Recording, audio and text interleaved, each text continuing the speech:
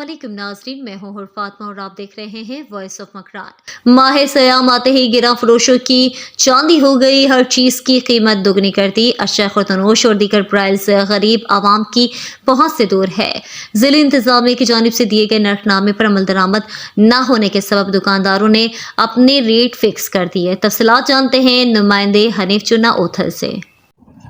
जी, मैं इस वक्त मौजूद हूँ ज़िले हेडक्वार्टर उथल में, जहाँ माह सयाम शुरू होते ही महंगाई का जिन बेकाबू हो चुका है और गरीब आवाम ने हुकूमत वक्त से मुतालबा किया है कि महंगाई का जिन को कंट्रोल किया जाए और आवाम को सहूलत दिया जाए और ख़ास तौर पे यहाँ से अब आवाम सस्ती बाज़ार लगाई जाए ताकि आवाम को रिलीफ मिल सके। और दूसरी जगह आप मेरे अक्कम में देख सकते हैं, बिल्कुल आवाम की इतनी महंगाई की वजह से मार्केट सन्नाटा लगा हुआ है और इस वक्त फल और चाहे गोश्त हर चीज़ के रेट के डबल हो चुके हैं और आवाम की खरीदों से बिल्कुल बाहर है।